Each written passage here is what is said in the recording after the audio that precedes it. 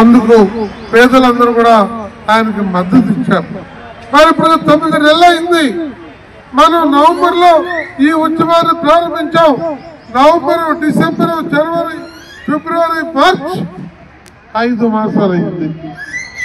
మన పోరాట ఫలితంగా ఏర్పడే వరకు మీ వెన్నంటి ఉండి సాధించి పెడతామని సోదరిమణులందరికీ కూడా రాష్ట్ర పార్టీ తరఫున హామీ ఇస్తూ ఉన్నాం. ఇవాళ ఎన్నో లక్షల కోట్లు దేశంలో ఖర్చు పెడుతూ ఉన్నారు. రాష్ట్రంలో కొన్ని వేల కోట్లు ఖర్చు పెడుతున్నారు.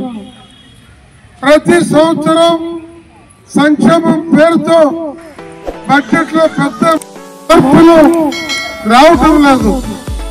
దానికోసమే ఎన్నికల్లో పోటీ చేసే అభ్యర్థులందరూ కోట్లు ఎమ్మెల్యేకి 30 కోట్లు, 50 కోట్లు, ఎంపీలకి 70 కోట్లు, 100 కోట్లు ఖర్చు పెట్టి సంపాదించాలా? ఇదే యావగా గత 5 సంవత్సరాలు వైసీపీ కాలంలో కాలం వెళ్ళబోశారు.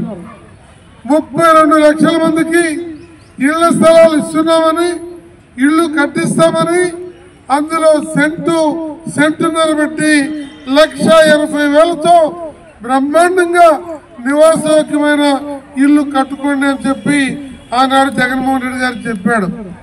నేను అడుగుతున్నాను జగన్మోహన్ రెడ్డి గారిని, ఆ పార్టీలో ఉన్న మంత్రుల్ని, మీరెవరన్నా 1,80,000 రూపాయలతో 1 సెంటు ఇల్లు కట్టుకొని మీరు కాపురం ఉండగలరా?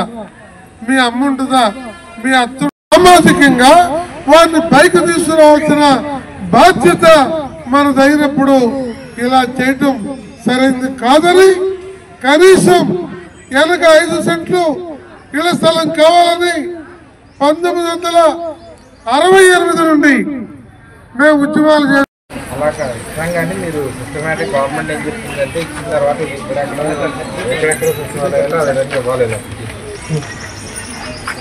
మీ అప్లికేషన్స్ అన్నీ కూడా పంపిస్తామమ్మా. ముఖ్యంగా మీకు చెప్పేది ఏంటంటే హౌస్ సైట్ అప్లికేషన్ తీసుకెళ్ళినప్పుడు మేము కాంటామ్ ద్వారా కానీ లేదంటే పేపర్లో కానీ ఇవ్వడం జరుగుతుంది. అక్కడ మీ సచివాలయ పరిధిలో మీరు అందరూ కూడా దరఖాస్తు. అదేవిధంగా గతంలో ఎప్పుడైనా సరే పట్టా ఇచ్చున్నట్లయితే వాళ్ళందరికీ కూడా ఎత్తుకొచ్చులు ఇవ్వడానికి వీల్లేదు. తీసుకున్న వాళ్ళు ఎవరైనా ఉంటే ఎలిజిబిలిటీ క్లియర్గా మాకు డేటా ఉంది. హౌస్ సైట్స్ ఉన్నా కానీ ఒకసారి పట్టా తీసుకుని అమ్మేసి మళ్ళీ పెట్టుకోవాలి. వాళ్ళు ఎవరు కూడా ఇవ్వబడదు. ఎవరైతే అర్హులు ఉన్నారో అర్హులందరూ కూడా ఇవ్వడానికి చదివించారు.